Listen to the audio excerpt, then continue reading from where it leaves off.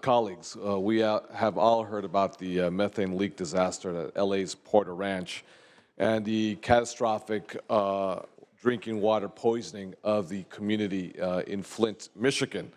I was very proud when this House debated and passed on a unanimous and bipartisan vote the senator from Agoura Hills measure to control the Aliso Canyon leak, which is the nation's largest methane leak in history. But there is also another toxic disaster that has been taking place in Southeast as well as East Los Angeles. And it's called the Exide contamination disaster. And it's affecting thousands of constituents, not just in my district, but in Senator Lara's district, as well as Assemblymember Miguel Santiago's district. The Exide disaster spread lead contamination over a several-mile radius. It has contaminated up to 10,000 properties, including homes, parks, as well as schools. It's exposed the children who live there to lead pollution, for which we know scientifically there is no safe level for lead. Our own state's Environmental Protection Agency, EPA, has said that it's a public health and environmental cleanup unlike anything it has ever dealt with in the history of California. That's why I'm presenting Assembly Bill 118 by Assemblymember Miguel Santiago. The bill, along with my companion measure, SB 93, which will be here on Monday, coming back from the Assembly, will provide the vital funds necessary for the cleanup of the properties contaminated by lead in communities surrounded by the Exide Technologies facility in the city of Vernon. Specifically, AB 118 appropriates $176 million from the Toxic Substances Control Account, that is DTSC. It stipulates that funds may be used for the following activities: cleanup as well as investigation of properties contaminated by lead in communities surrounding the Exide facility. Provide also job training related to cleanup and investigation activities, and to take action to pursue all remedies against potential responsible parties, including but not limited, obviously, to cost recovery of the loan that's being secured from the coffers of DTSC. SB 93, which we will bring up on Monday when the Assembly sends it to us, is the companion to this measure, AB 118. SB 93 actually is the mechanism for the transfer of the resources from the general fund to the DTSC, and then 118 actually appropriates those dollars. Taken together, the bill package helps restore the community as soon as possible. The state will still use its power, its legal powers, to recover cleanup costs from the polluter, but that could obviously take years from now. And the bottom line is the community simply cannot wait for this to happen. I want to give a lot of credit to Governor Jerry Brown, as well as to his staff, for the substantive commitment to fund this cleanup. I want to thank him again, as well as the staff, to the members of the Assembly, as well as Senate, for their hard work in putting this bill package together. The cleanup, no doubt, will be very long, it'll be very difficult, it'll be a very hard process. But we know that with the companion bill, we'll expedite the resources as quickly as possible to begin the cleanup as well as the recovery costs. We will continue to work closely with the administration to make sure this is done in a very efficient manner. With that, Mr. President, as well as colleagues, I respectfully ask for an aye vote. Members, debate or discussion on this item. Debate or discussion. Senator Gaines.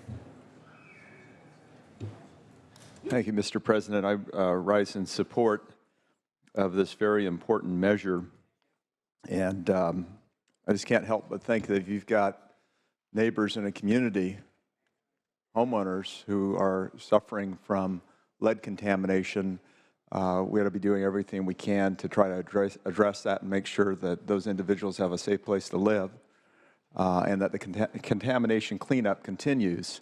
When we take a look at Exide, I've been told, and maybe it can be clarified for me, that there may be an opportunity for some reimbursement by Exide. So maybe you could clarify that for me. But regardless, it's still an issue that needs to be addressed.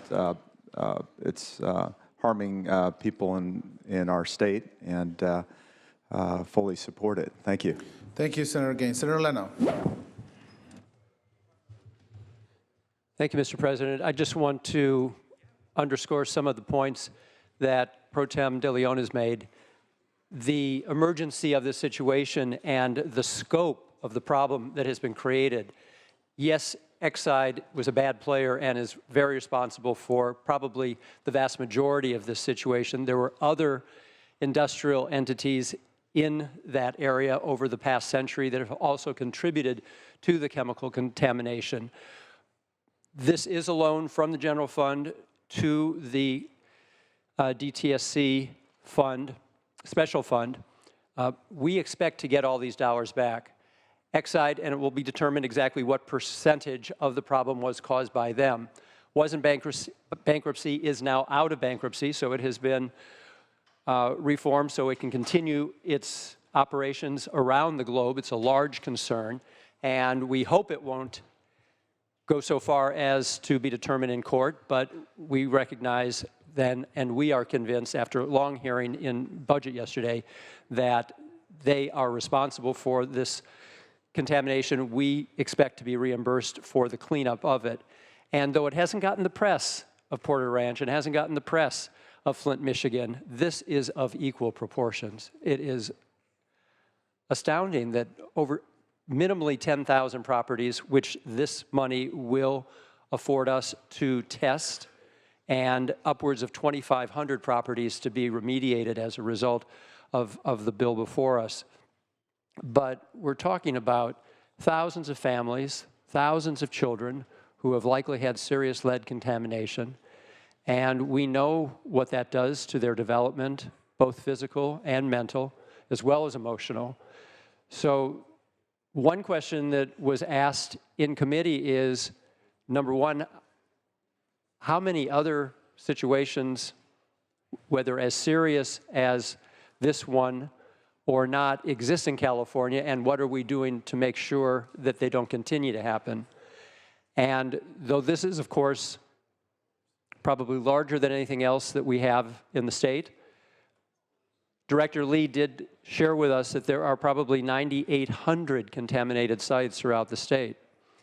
So then the question is, are we going to be coming to general fund rescue for all of them? And I'm not here to answer that question today, but it doesn't mean that we shouldn't be coming to the rescue of this situation right now to put the money up front so that we can mitigate. We can't prevent the damage that has already been done, but we can begin to mitigate any future contamination.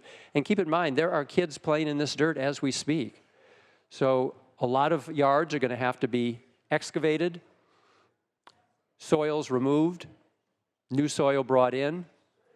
There is public outreach, so every and any family can get a blood test to see what their situation is. And then, so a lot of public education to be done as well. This is an unfortunate fact of life that we have to live with. By ignoring it, it doesn't get any better. We have to address it straight on. Hopefully, it will cost our general fund and our taxpayers as little as possible. And I know everyone on our committee, without exception, is very committed to making sure that the responsible parties pay. And that's not the taxpayers of California, the responsible parties who are guilty of a history of disrespecting the community and disrespecting the land and the air in which they were doing their business for so many years. And not in any way an excuse, but clearly decades or a century ago, we didn't have the consciousness that we have today of what is safe and what is dangerous. Again, that relieves no one of any guilt of contaminating our communities. We've got a problem. This bill will begin to address it, and I would ask for your aye vote. Senator Mendoza. Thank you, Mr. President. Members, I rise in support of AB 118. I want to thank Assemblymember Santiago, also Pro Tem de León, and the governor for putting this money forward.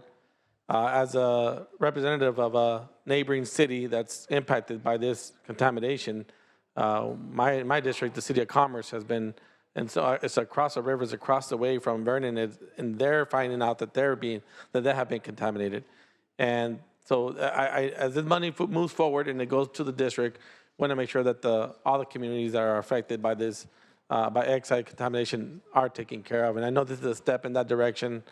I just want to clarify to make sure that this is a loan from the state to the affected communities.